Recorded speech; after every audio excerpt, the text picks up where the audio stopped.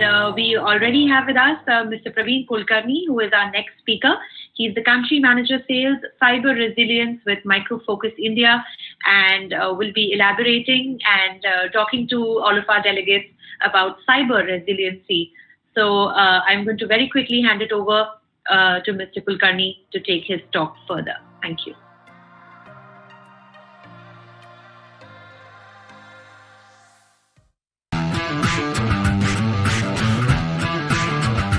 At Micro Focus, we help you run and transform your organization in a changing world. With a holistic set of solutions backed by a robust analytics ecosystem, our customers are addressing the 4 core pillars of digital transformation. Micro Focus has helped us with our testing capabilities as we continue to evolve. We're able to cover more with less time, allowing our testers to do more exploratory testing and testing of new product development. We needed to simplify IT complexity through the provisioning, process automations, and standardization. Micro Focus increased our IT administrators' productivity by 80% while delivering on promise of hybrid IT. Dubai is the fastest growing city in the planet. What we want to protect is any infiltration or any disruption to our actions or process. How do you make sure that they are secured? Being able to develop the right strategy to move forward. That gives me satisfaction. We leveraged Vertica to build an accelerated abstraction layer between our analytic and production systems. Once we got something stable, scalable, and fast, we could build tools around it, and throughout the organization, this unlocked productivity that we just didn't imagine was possible before. Micro Focus has been an amazing partner. Key to successful digital transformation is the ability to bridge the existing and the emerging. Application modernization is a fundamental part of our company, and we're very proud to be part of that journey. That's where Micro Focus can help. Our software removes the need to take a risky rip-and-replace approach, so you can run and transform at the same time. We call that smart digital transformation. For more information, visit us at microfocus.com. Good afternoon. I'm Praveen Kulkarni. I head the security business for Micro Focus for India. We are happy to be part of the DSCI AISS 2020 Summit. My today's session will focus on cyber resiliency. What is cyber resiliency? How is it an expansion of cyber security? And how can companies become cyber resilient?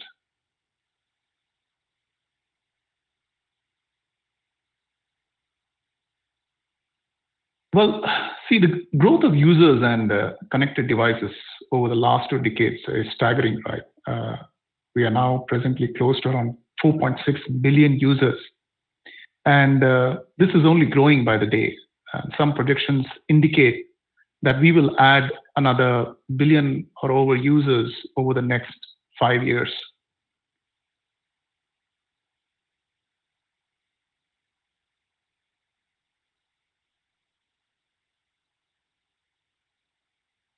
Look at the pace of change, right? There are many technologies which are on the cusp of adoption, and a couple of them which will really make a big difference.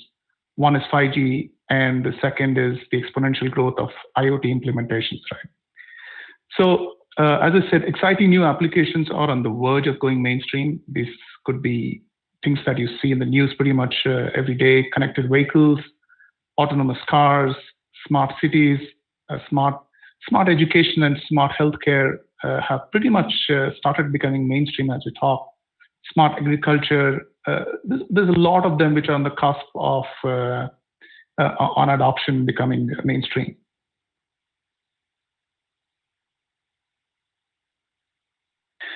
And this transformation is, you can say, pretty much underway, right? In terms of digital transformation, companies have been investing in this. They're investing in the way they connect and interface with customers. They're digitizing their business processes. They're looking at new delivery models, new consumption models, and customers are investing in multiple technologies, right, to give them their cutting edge, whether it's analytics, It's robotics, it's automation, mobility, cloud. And in the midst of all this, the pandemic happens, right? And completely, it's changed the dynamics and the speed of this transformation. And this, in turn, has had a remarkable effect on cybersecurity in terms of risk and complexities.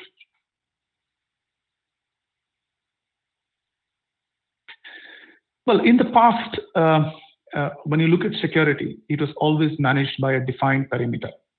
If you're on the outside, you were bad. If you're on the inside, you were good and trusted. Not so much A for Apple, but that was the premise. And there was a significant investment on securing the perimeter. However, this has now changed, right? The data center is now distributed.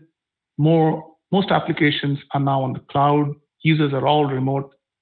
Even the IT administrators who manage the applications and manage the infra for you are all now remote. The perimeter has blurred, and now you can pretty much say is undefined.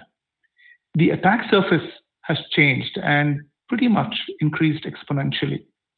And security controls that we had put in place earlier to safeguard the enterprises are now, in this given pace of change, are not keeping up. Right?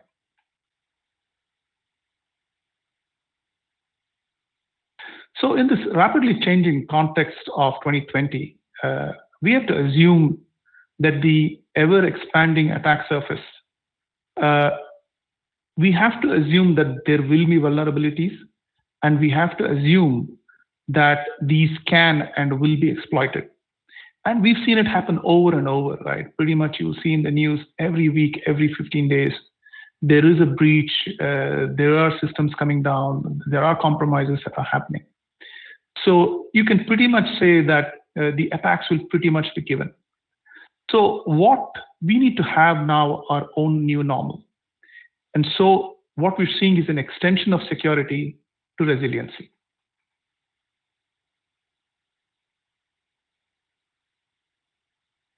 So here is an analogy to explain what we're saying, right? So what's the difference between security and resiliency?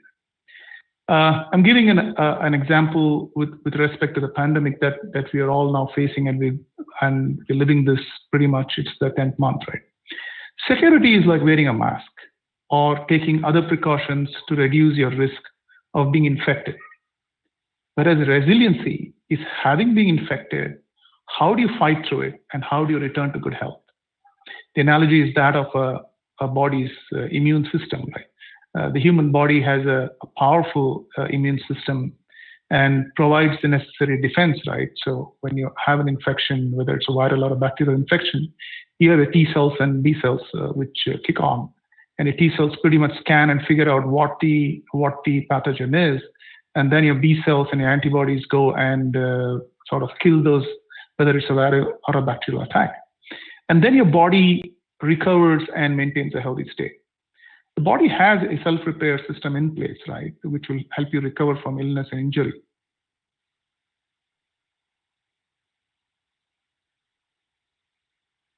Right. So if I was to move to our area of expertise, right, and look at what is the difference then between security and resiliency. Cybersecurity is focused on prevention and restoration of computers and information. It follows, for example, let's say the NIST framework, where you identify your assets, you put controls in place to protect those assets. No matter what layers of security or defense you put in, there will still be threats. So you detect those threats, you respond to those threats, depending on the kind of impact each of those threats would have, and then you recover your systems and your application when required. Right? But cyber resiliency expands on these goals. What we say in cyber resiliency is, regardless of a cyber breach, businesses need to continue and operate. Companies may have a good security posture and may also have a good business continuity posture, but there's a gap between both these strategies, talking to each other, right? Resiliency focuses on all aspects of the business, withstanding and recovering from these breaches, and the whole business of adapting.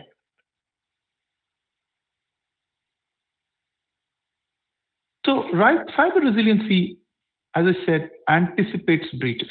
And more specifically, what it assumes is that the bad actors are already in the environment and they have the time and resource to wait for the opportune moment to capitalize on what they want to do. Either they will disrupt your services, they'll exfiltrate data, or they will chain data, right? Some of the data points are that when the attack actually happens close to 294 days before the action is taken by the threat actor. Right? So you need to take then an adversarial mindset. What does your adversary really want? Have I secured what matters really most to the organization? It's surprising that many organizations don't think about what's important and how the data relates to their important mission, right? You also need to look at who you are, not only what are your most critical business processes, but what's critical is, you'll always have a shortage of resources and capital. So you need to look at where can you afford to spend money? And if you're focusing on important things, what can you let go if impacted? Like a human body, right? The analogy I was saying that resilient systems cannot defend against all hazards at all times. So one needs to prioritize. Right? So while the body cannot always recover to the same state on or before an illness, but it can adapt, right? Similarly, cyber resilient systems can recover to what we say is the least minimal essential functionality. One needs to prepare to lose something of value. You may lose 3 servers, but if you're resilient, you will not lose all your servers, right? So you need to secure the one that you can, and you need to have a mindset of letting a few go during a breach. Well, these are uncomfortable premises, but if you assume you are vulnerable, you will begin to think this way.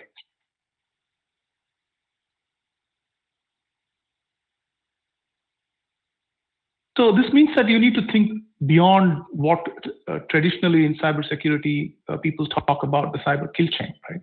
Your goal for resiliency should include, you need to anticipate an attack, you need to remain vigilant and prepared, you need to look at protective measures which are inherent in your environment and not necessarily reactionary. You need to be able to withstand the breach when it happens, meaning your core technical and business processes should be able to continue, sometimes in a limited capacity, but business continuity should be ensured. And you should be able to recover and restore your environment to full functionality. And you need to adapt your processes using what you've learned during the attack so that you can apply it quickly to ensure that a similar breach will not happen again.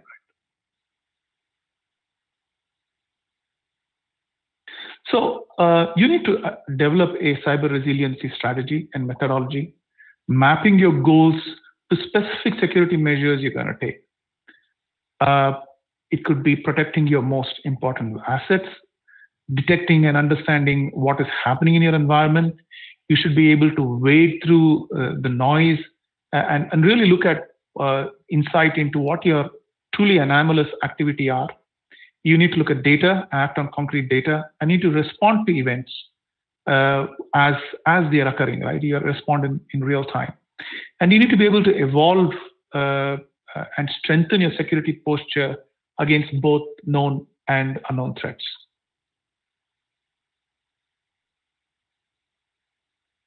Right. So first, let's look more closely at protecting your most important assets, right? Micro Focus's point of view here is that these are your identities, applications, and data, right? Protecting identities has become central to gaining control of your environment. I'm giving an analogy of a sporting event, whether it's fans, referees, press, vendor staff, coach, sports commentators, and even the janitorial staff, right? Everyone has a unique credential identity. Each one of them has differing levels of access based on their responsibilities, roles, and attributes, right?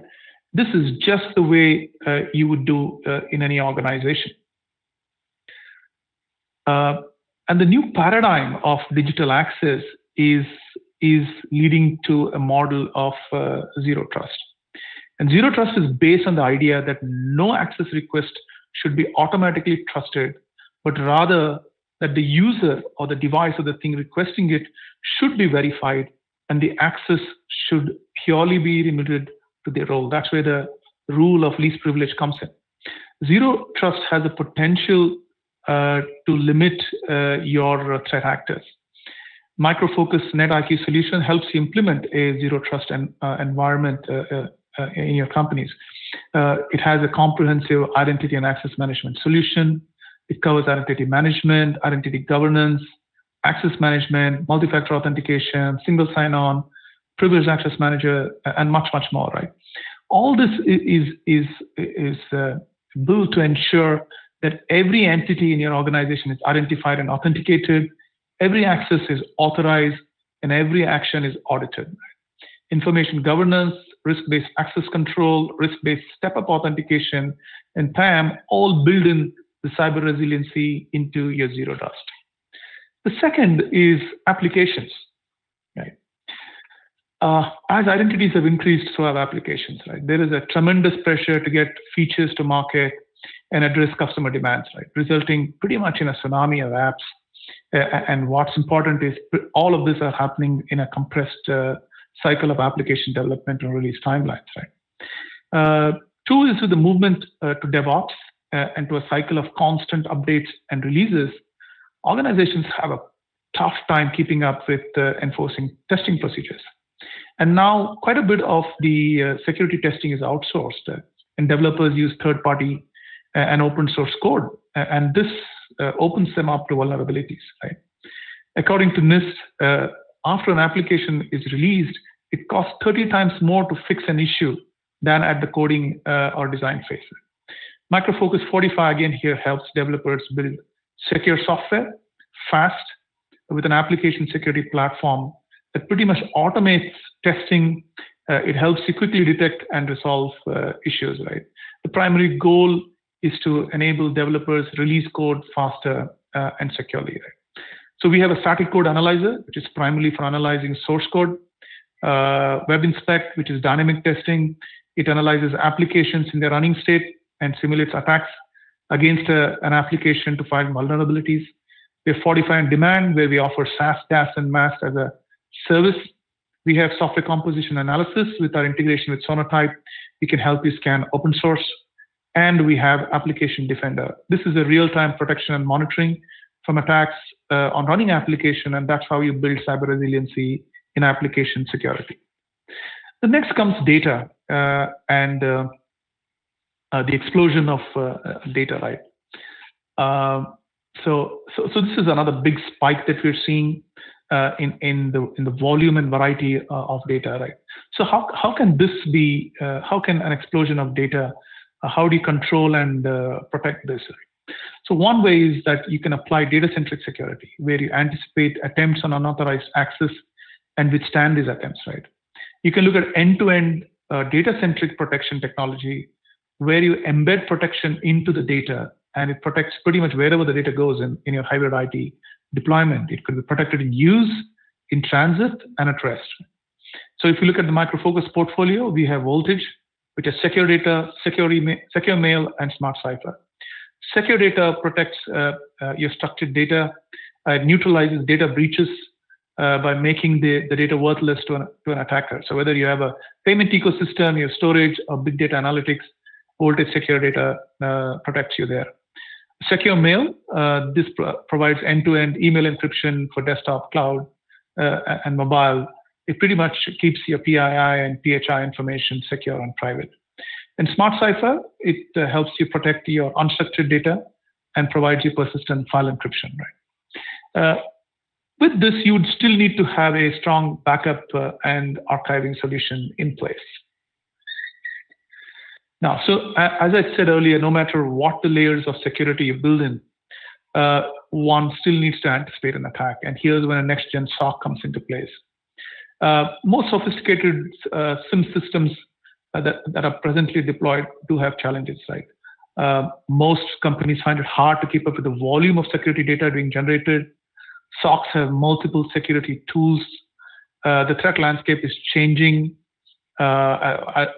There are, with known threats, there are pretty much every day, the list of unknown threats are increasing. And finally, there are talent war, right? The resources required to manage your cybersecurity, your SOC are scarce, and companies are always struggling to recruit and retain talent, right? So that's where the next generation tools for a next-gen SOC comes in place. And this is where Micro Focus has a role to play. Rich analytics, that's what you need to prioritize your and ensure you get high fidelity threat alerts. That's what Oxide does. You need a complete security ecosystem, and that's what we provide with Micro Focus Oxide. We have the logger, we have an SIEM platform, we have a user entity behavior analytics platform, which is called Intercept, and we have an automation layer which sits on top of it, which is a Micro Focus Oxide SOAR, right? You need to have layered security analytics. That's what Oxide delivers, where you can detect both known and unknown threats. And you need to have a scalable big data native architecture, and that's what we deliver with Micro Focus Recon. In continuation to our next-gen SOC, the thinking needs to evolve, right, and adapt. So cybersecurity practices primarily question the fact of what happened. This is now shifting to why it happened. There are many organizations, if you ask me, who are doing this right now, right? And perhaps they're able to anticipate what will happen. The journey towards cyber resiliency requires you to evolve to foresight and how to prevent it in anticipation to the next event, right? We need to be able to intelligently adapt. And one of the technologies that companies can adapt is AI and ML, right? Because this helps you provide an interesting advantage. The ability of ML algorithms to analyze large data sets and identify anomalies and patterns in an instant is critical to detect and respond to cybersecurity events, right? So until recently, if you look at the antivirus defense solution, they were primarily signature-based, right? But identifying malicious programs by extracting what you call a unique fingerprint, right? But the traditional signature-based detection processes are now outdated. You need tools to detect what is known and remains visible. For this purpose, AI-based technologies will no longer be an option, but they pretty much become a necessity. To give you an analogy, it's like when a child distinguishes between a dog and a cat, it's not that which belongs to what animal family, but and it's not based on a signature, it's a dog and a cat, right? So what you need is a powerful recognition mechanism which will sort of distinguish between goodware and malware. And so few pioneers are embarking on this journey to mechanize what we call artificial intelligence, and capable of sorting them and assisting humans in the face of millions of malicious attacks and tools. We strongly believe that the path towards to augment human intelligence with machine intelligence will really help. And this is what we do at Micro Focus. Whilst the slide talks about a lot of initiatives where we are incorporating artificial intelligence and machine learning, I'm just going to highlight a couple of points. If you look at our IDAM.NET IQ, machine learning allows systems to monitor data and adjust authentication requirements based on behaviors and where you calculate risk. If you look at Fortify, which is our application security, AI technologies here such as supervised machine learning analyze source code to detect and highlight vulnerabilities from the noise, right? And if you look at Voltage, again, analytics-based engine analyzes data types and structures to alert and automatically encrypt data from your risk-based results. And finally, with SecOps and Oxide, unsupervised machine learning means that the engine can continuously learn and adapt to what's happening. And with our Intercept UBA, we are able to, with machine learning, we are able to pretty much baseline every entity within your organization so that any event that happens which is anomalous, the system is able to highlight that and move that over to an analyst. So to wrap up, right, the key takeaways that we talk about is one, we aren't stopping cybersecurity, right? But what we're saying is that you need to evolve from cyber security to cyber resiliency to survive in this threat landscape. That means you need to assume that a breach will happen and determine how you're going to anticipate, how will you withstand, how will you recover, and how will you adapt. And in your environment, you need to be ready to protect, detect, and evolve. And you need to have advanced technologies like AI and ML, where you'll augment your technology to help you intelligently adapt. So thank you for being part of the Cyber Resiliency session, and I hope you found the session useful. If you wish to know more, or if you wish to assess the cyber resiliency posture of your organizations, do reach out to us. Contact details are here. Again, thank you.